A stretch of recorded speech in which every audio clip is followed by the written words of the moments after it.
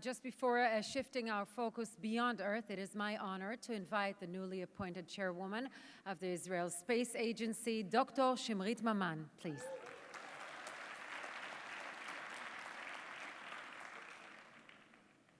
Thank you. I'm waiting for my presentation. Thank you. So, first of all, thank you all for coming here today.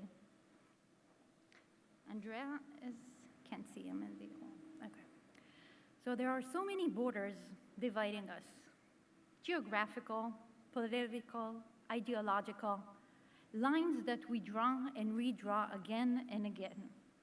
Yet we all share one border, one that belongs to no nation, no language, no faith. And that border is looking up. And such borders are also seen from orbit. And this is a photograph taken from the International Space Station by our very own Andrea Cooper that is here with us. This is Berlin. You could see a constellation drawn by humanity. Every light you see down here is a story of curiosity, of imagination, of courage. And if you look closely, you could still see the difference between former East and West Berlin. Not because the wall still stands, but because of the difference of streetlights that were used.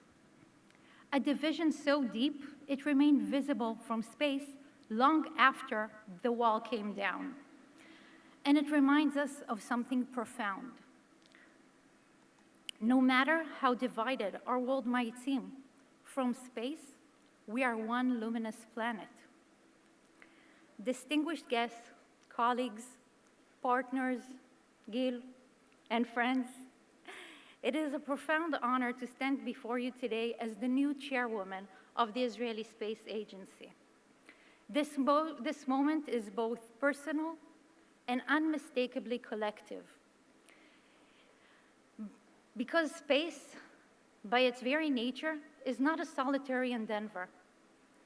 It is a shared human project. And before I continue, I wish to express my deep gratitude to Minister Gila Gamliel for the trust she placed in me through this appointment, to Omer Schechter, Director General of the Ministry, and to the dedicated teams at Rakia and the Israeli Space Agency and the Ministry of Innovation, Science, and Technology for their remarkable collaboration over the past month that made this conference come true.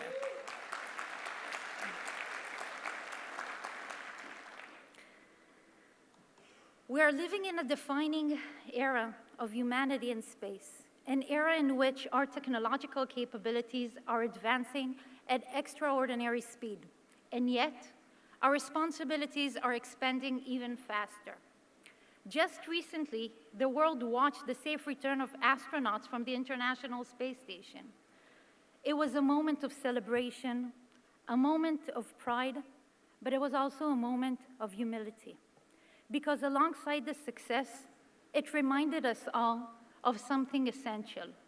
Even with all our achievements, we are not at a stage where we can provide everything that is necessary to guarantee continuity, resilience, and stability beyond Earth. We still have gaps, we still have vulnerabilities, and we still have a long way to go. And that precisely is why we are here. Today, as I take on this role, I see my responsibility as threefold. First, to sustain and strengthen orbital resilience. Second, to nurture the next generation of explorers, engineers, researchers. And third, to ensure that Israel remains at the frontier of the state-of-the-art science and technology, not only in innovation, but in long-term reliability, responsibility, and impact. Orbital resilience is not a slogan. It's a strategic necessity. It means designing space systems that are not only advanced but robust, adaptive, secure, and sustainable over time. systems that can withstand technical failure, geopolitical instability, cyber threats, environmental stress, and complexity of Earth's orbits. It means ensuring continuity of critical services, communications, navigation, Earth observation, climate monitoring, disaster response, and national security, even under uncertainty. And it means understanding that space is no longer a distant domain of exploration alone. It is a part of our essential infrastructure here on Earth. We are entering an age in which integration will define leadership in space. Not only integration of satellite and launchers, but integration of space and ground systems, data and decision-making, science and policy, innovation and resilience, technology and people. This requires a holistic approach, one that sees space not as a separate sector, but as a connected layer within society, economy, security, health, climate, and education. And at the heart of this integration stand two transformative capabilities: artificial intelligence and quantum computing. AI is no longer a future promise in space.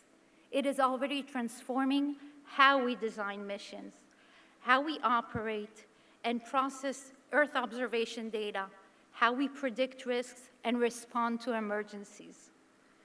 Quantum computing is still emerging. It is opening entirely new horizons for secure communications, in solving problems that are simply beyond classical computation.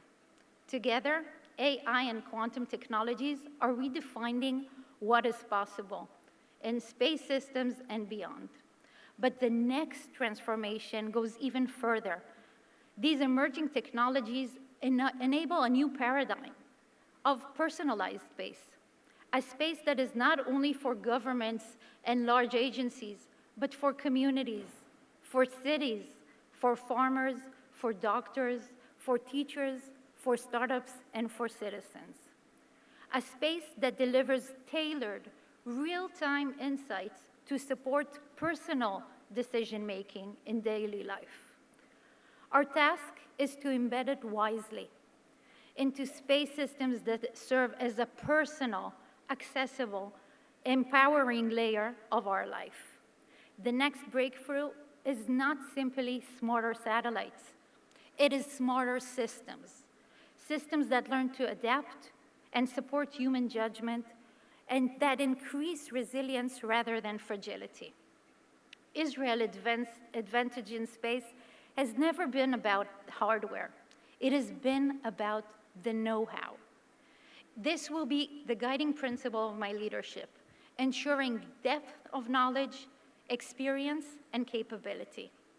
The next frontier will be defined not only by who launches higher or faster, but who builds smarter, more resilient, and more meaningful space capabilities.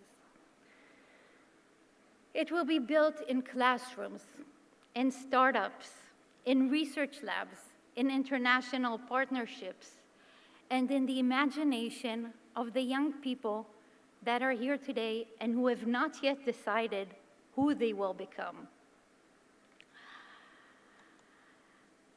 And as the first woman to serve in this role, I am deeply aware that this is not only a title, it is a responsibility. I may be the first, but I'm going to do everything within my power that I'm not going to be the last.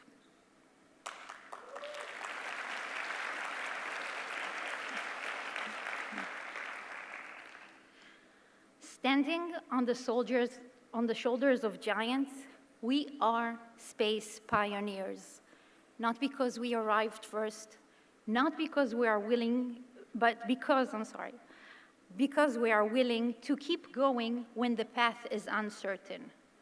Space constantly reminds us that even if we have it, we still have a way back, and we still have further to go. It teaches us to be humble, It teaches us to be persistent, and it teaches us that boundaries exist not to stop us, but they invite us to cross them responsibly. We will continue to push forward. We will continue to close gaps. We will continue to build capabilities that matter. And we will do this together with our international partners, with our scientific community, with our industry, and with the next generation who will take this mission further than we ever imagined. And before I conclude, I do want to take this opportunity to thank you all for the warm welcome and the inspiring visits that I had over the past month. All these visits in the industry and academia have reinforced my belief in the strength and the depth and promise of Israel's space community. And I would also like to thank two incredible women, Tahel Shalom and Melody Coleman from Rakia.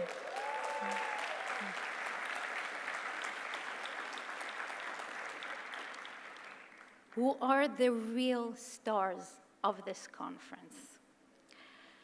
Because shaping the future of Israeli space is not only about reaching new orbits, it's about ensuring that what we build today will serve humanity tomorrow. Thank you.